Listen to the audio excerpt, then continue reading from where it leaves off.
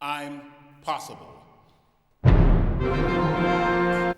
My name is Janine Joseph, and I'm the librettist for I'm Possible.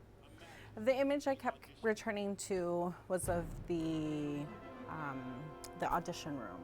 I kept coming back to that audition room and kept thinking about how many people were involved in bringing Richard into that particular space, and how that kind of black curtain was so symbolic of everything that was coming down before him when he landed the audition.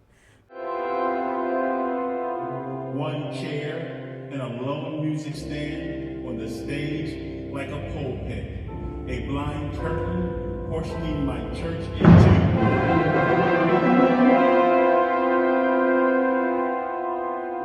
me and you. Imagine, in the slow and steady breath, on the long walk to play, no one could hear the hunger growling in the stomach of my childhood. The faraway laughter of mama lulling me to sleep in the anchored roots of a park tree. I'm really excited about I'm Possible. I think more than ever, our country needs hope.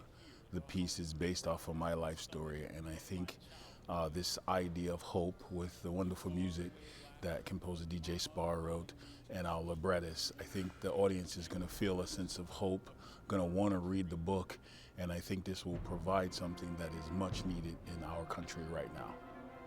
Reading the memoir, I kept thinking about resilience and about what it means to continue moving forward even when things are incredibly difficult. And I kept thinking about how it must feel like to hold an instrument and to continue to play an instrument and be able to circulate one's breath while playing that instrument in the midst of incredible hardship. I think Janine Joseph is a genius. I think she captured the book 100%. I'm excited for other narrators to read it, to see the organics of the text, because I can read music and I did the audio book, so there's sort of a bias as to how things are said, but I think there will be an organic nature to other narrators reading it, and I'm excited to see what develops from that. But I think the text is spot on. It represents my life. It represents all the major themes. So bravo to Janine. Music, where I yearn to play. I just call to say I love you. Music, pulsing skyward. Music, starbound. Endless in the black expanse of the stage, where I, a red-shoed brother with cornrows, oiled smooth as a phrase sliding through morass. The most fun poem I wrote might be the very last poem, which was one of the very first poems I thought of, because it's born out of a really fun chapter title in the memoir, Yo-Yo Ma Should Be Sad, He Plays the Cello. I knew immediately when I saw that title name that I wanted to write a song called that, and I knew that I would eventually find my way there. I just didn't know how it would begin, what it would feel like, what it would sound like, but I just knew that the direction that I was moving toward was going to end. Yo-Yo Ma should be sad he plays the cello.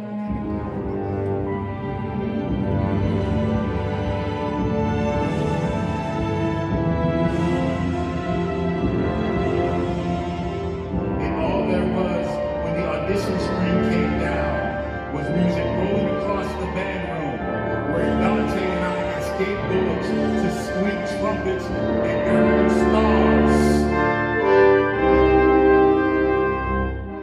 In terms of communities, this is a game changer.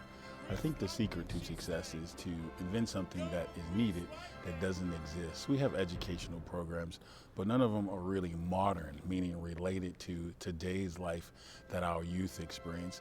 And the major thing when we do these outreach programs is that this is a piece that I think will be reoccurring. and it can be morphed into a shorter piece if it's too long, and I think it will suit a multitude of environments. And honestly, I think it's going to change our culture in terms of how we actually see the importance of classical music and put it on a plateau that we've been trying to reach for a very long time.